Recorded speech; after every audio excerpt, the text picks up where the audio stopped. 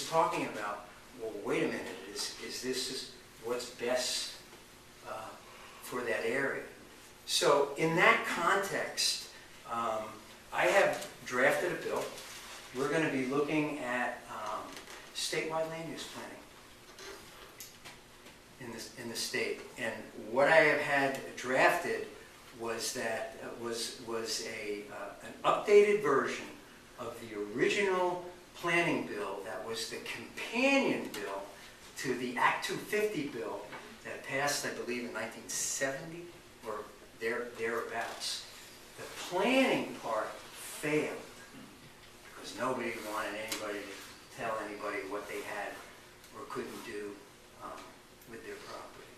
So we think it's time, based on all this fracturing that I see in the environmental community about, stop the music, let's go back in time, let's not do anything, that it is time to have a discussion about what the state of Vermont should look like in 50 or 100 years. And it should include our ridge lines. What are we going to do with our ridge lines? And it should include our forest lands. And it should include our agricultural lands. And it should include our river valleys. But it shouldn't be just directed at energy generation projects. It should be about all development. So we're going to tackle that. And so that is going to be a very, very big discussion. And hopefully it will draw some light to the debates. I'm very disturbed, I'm very nervous, I don't mind sharing with you the prospect of the Senate passing a wind moratorium. And as business folks, I think that's about the most forget that it's wind, I think that's about the most anti-business statement that can be made in the state of Vermont. Because if that passes, based on nothing, okay, and it's also based, I think, on false pretense, because those folks don't want a moratorium. They want a ban. So be honest about it. Put forth a ban. Maybe, from the discussions that I've heard, maybe you don't want to designate wind as a renewable anymore, based on what the folks are saying. But it should be honest. But it's about the most anti-business statement that we could be making in this state. It tells developers that, hey, this state of Vermont's wacko. And what's going to prevent towns? What's the next boutique issue? Is it going to impact Montpelier construction based upon a wind because maybe a few people don't want this or they don't want that? That's the fear that I have. I think pass it by the Senate. I don't think it'll pass the House, but just pass it by the Senate is not only the most anti-business thing that we can do, but it absolutely ends, in my opinion, the development of renewable generation in the state of Vermont, because the next thing that they'll attack is solar, because they're already starting with that. You've already heard the arguments about the biomass. You've got two schools of thought. You use it only for thermal.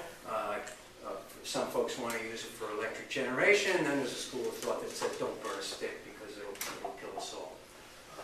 Anyway, and of course we know that hydro dams are bad because they kill the fishes.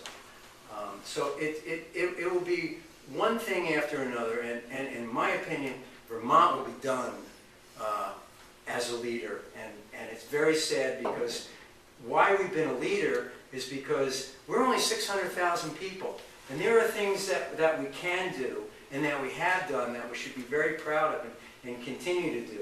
But if 600,000 people can't get renewables right, then how's a country of 300 million going to get it right? So that's the discussion that we're gonna focus on in my committee, and I hope you have a better understanding of what the history has been and why this whole stuff. Thank you, Representative Klein. I just wanted to...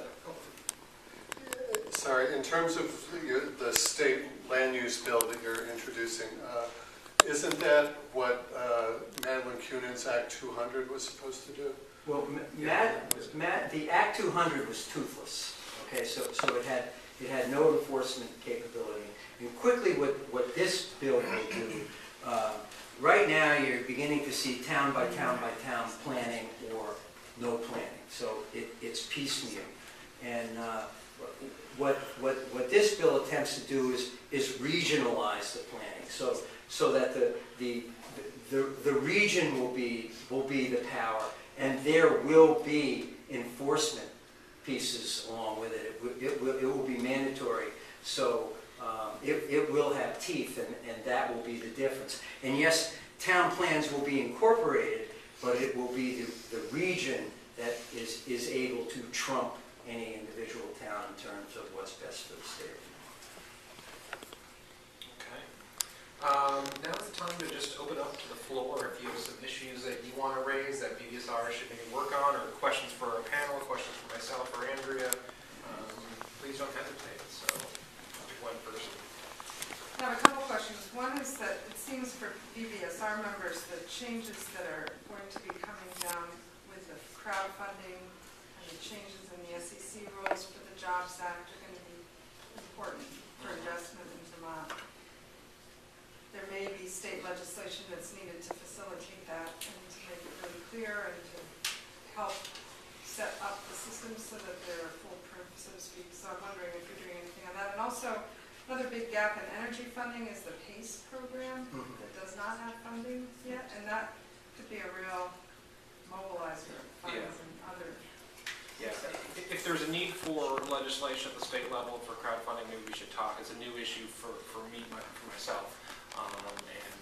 I know our partners, the American Sustainable Business Council, has been working on that at a national level. So there are some resources we have to rely on, but maybe we should talk afterwards about that. And PACE, that sounds like a question for you, Tony? Or? Well, I think you're right. I mean, I was under the impression that we did have through the BIC we did have a $1 million reserve fund that was created. But the reserve fund's different than the funding for the project itself, though. The reserve You fund mean is for a low loss where reserve. each town will have to? Right, but the way the BEIC was setting it up, the towns weren't necessarily going to have to bond for it. They were Correct. looking for other financing. Yes. The loan loss reserve was just to protect against Right. bad loans, Non-payment, but right. not to actually put money in for the project itself. And that's what is missing, as far as I can tell. Montpelier passed the PACE program. We've been waiting for it to be able to be rolled out so people can take advantage of it. No, It's just Where not did there. you expect the money to come from? From BEIC, that's what we were told when the project was being set up. The They funding's thought supposed to that- be coming from the banks. There are 5 banks that are working on coming up with the funding for this. They're trying to raise $9 million to renovate or upgrade 1,000 homes. It's a small amount of money, and frankly, the meetings that I've been to, I've heard people talking about taking money out of their own mutual fund and transferring it to a bank, Vermont-like bank, where we could, as neighbors, support our neighbors doing energy efficient upgrades on their homes, because the banks don't want to do these loans. And are they are loans, right? They are loans. It started out as the town was going to float a bond, and you were going to be able to get your financing through the town. That, I think, has been abandoned, and now they're trying to get bankers involved. And it's, well, as Gwen said, it's been a long time, And there's not- and there's nothing going on.